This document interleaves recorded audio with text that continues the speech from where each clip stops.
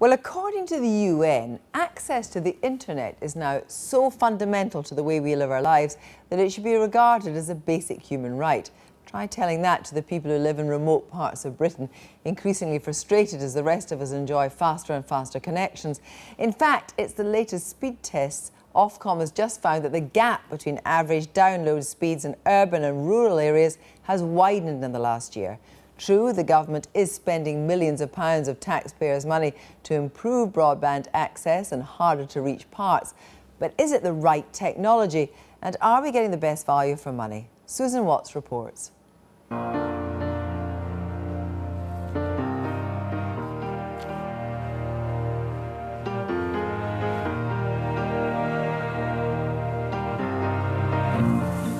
Today, it's not just being connected, but being connected fast that decides if families stay in touch, businesses succeed or fail, nations grow or stagnate.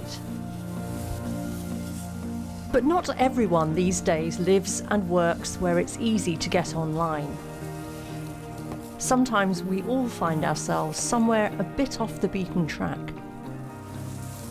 The trouble is that getting internet access in remote rural places like this is not easy. The government says it wants the vast majority of the UK to get super fast broadband within a few years. But when it comes to remote rural areas like this, commercial needs can often clash with public needs. It's not easy to make money from bringing the internet to a place like this. And the government says it's trying to sort that out, but it's facing criticism. It's not doing a good enough job. Both Labour and the Coalition have recognised that connecting some parts of the UK is commercially unattractive, so just over £1 billion worth of public money is available to help. It's how that money is being spent and how fast that's causing concern. Peter Cochrane used to work for British Telecom, where his job was to predict how technology might change our lives. He now lives in rural Suffolk and is mightily frustrated by the slow broadband. He couldn't even persuade his old employer to help. This village is surrounded by optical fibre that is owned by the railway, it's owned by British Telecom, it's owned by other carriers.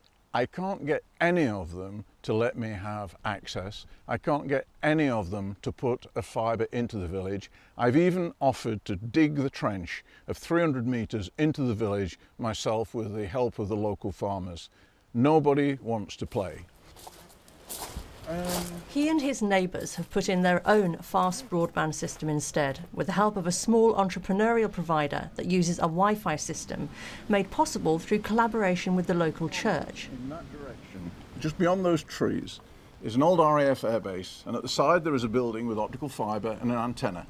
They actually send a signal over to that antenna over there. The signal is then bounced over to this tower, and just below where you and I are standing right now is the belfry. And behind the belfry shutters, we've got a series of antennas like this, and they just illuminate the village so that everybody can get access to 32 megabits both ways.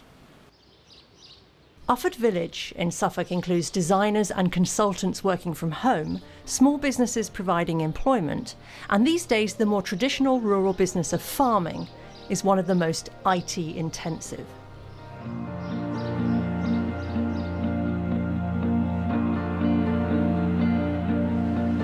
James Foskett's 1,800-acre mixed farm needs internet access so he can keep track of supplies and in touch with supermarket customers. He's not on the Ufford Village Church Wi-Fi broadband yet, but plans to switch. This morning went in the office at 5:30 and there was no internet. So we've felt as if we've lost a leg today. When we're harvesting potatoes, within half an hour of our load going into the factory, when they've done the quality control, we instantly get a readout. If we've got a problem, we can go to the field and change it immediately without having hundreds of tons on wheels, which might all get rejected. BT told us that Ufford is now on the rollout for rural broadband as one of the hard-to-reach areas, so should get fibre before 2015, possibly sooner. Nationally, the picture's less positive. Last month, the National Audit Office found that only 9 of 44 rural broadband projects are going to reach their target that 90% of premises get super fast coverage by May 2015. Then in June this year, the government shifted the overall target. Now 95% of all UK premises are to be covered, but not until 2017, 2 years later than scheduled. But it's not just how long it's taking to get broadband in place that's a problem, but what some see as a lack of overall ambition from the government. The definition of super fast by a global perspective is super slow. So they're comparing to Europe. I would argue that we're not in a battle for survival against Europe, we're in a battle of survival against the rest of the planet. If I go to Hong Kong, I get a gigabit both ways to my hotel room. So that's 1,000 megabits, that's super fast. I come into the UK and people talk about 20 or 80 megabits being super fast. And an awful lot of the time, you get those magic words, up to. BT is pushing ahead with upgrading the backbone of its entire network with fibre, on top of its existing copper connections, including in rural areas such as here in Acle, near the Norfolk Broads. Which is where we met the man in charge of broadband rollout at BT, Bill Murphy. We asked him if his upgrade plan is ambitious enough.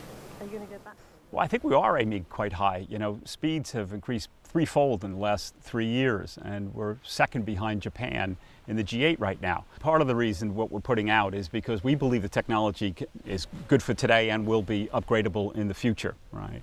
We're delivering upload speeds now at 20 times faster than the old generation of technology. And for the vast majority of consumers and the vast majority of small businesses, it's going to fit the bill. But there could be another problem. The way we use computers is changing.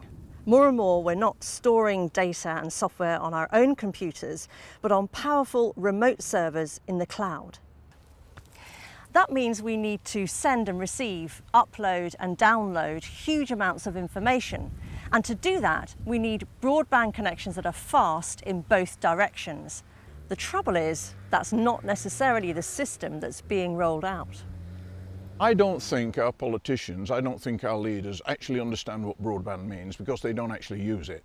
They think about downloading music and watching movies. That's not the game. The future is about collaboration. It's the collaboration of machines and people with machines. And to do that, you need lots of bandwidth in both directions. So straight away, we need bidirectional broadband. We've invested fundamentally in the wrong technology. We asked Ed Vaizey, the minister responsible for broadband, if that's right. Well, I'm not going to try and have an argument with the former chief technology officer of BT, but actually it's a bit like economists. You could talk to any number of technologists and they will tell you actually there's a different way of doing it. I don't think it should be the government's vision what the technology is. So we put money on the table, said we wanted to achieve superfast broadband. We invited bids and we said emphatically that we would be technology neutral. Malcolm Corbett represents some of BT's rivals. He works from home in not-so-rural Woolwich in South London, where one company is laying 1 gigabit fibre to these riverside flats. It's the kind of entrepreneurial approach he says could be happening more in the countryside. But some of the small companies he represents say they work hard to drum up custom in out-of-the-way rural areas, only to find BT is using public money to cover the same territory. There's only a limited amount of taxpayers' money available, so if you've got people who are willing to invest private sector funding or community funding in those communities, why not spend the state funding elsewhere? Why spend it in the same place? It makes no sense. He says the way contracts for the National Rural Programme were set up from the outset meant many of BT's rivals felt they couldn't compete. He's also concerned that county councils, who are spending the public money, don't always have all the information they need up front to make sure they're getting value for money. They've got a composition of one, which is not really any composition at all. And in many cases they're feeling that they're not necessarily getting the best value for money, but there's not a great deal they can do about it. The National Audit Office also drew attention to BT's dominance. Of 44 broadband projects in England, BT had won 26 by June this year and has since won another 5. The NAO said the government's programme is not only late, but lacks competition to protect public value. In response, BT said strong competition at the start had ensured counties benefited from the best possible terms. Other companies dropped out as deploying fibre is expensive, BT said, whilst it has invested significant sums in rural Britain. BT says it's not about unnecessary duplication, but about providing the most reliable services. Networks aren't for Christmas. You know, great enthusiasm, passion, I love it. But at the end of the day, anything can be built, but can it be run? Can it be continually invested in? Can it offer choice of supply? At the Bond family farm in the village of Blowfield, Norfolk, they grow herbs and other fresh produce, including mint for Coleman's in Norwich. If they miss an email, they can lose orders. Frustrated by the low speed of the old BT system, they also turned to a small Wi-Fi broadband setup built around the local church. We were struggling to even get to 0.5 megabits per second, which is just completely useless. We went to another company called Wi-Spire who do us a wireless connection, and we are now getting a usable and effective, all right, not super fast, but it is usable broadband now. People in the Westminster bubble, as it's called, don't appreciate what it's like to live in more rural areas, don't appreciate, you know, the lack of broadband, lack of transport, and everything else that we struggle with out here.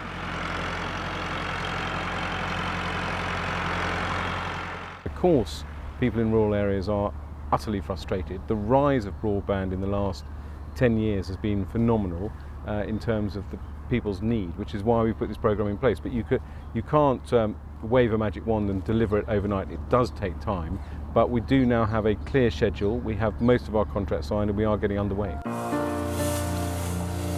In the end, it's public money that's being spent to wire up rural communities. So the government will want to be certain this is used to provide as many people as possible with the best system, as it strives to keep people in remote places in touch and to ensure that anyone who might generate wealth for the nation can do so regardless of where they live. Super fast, Susan Watt.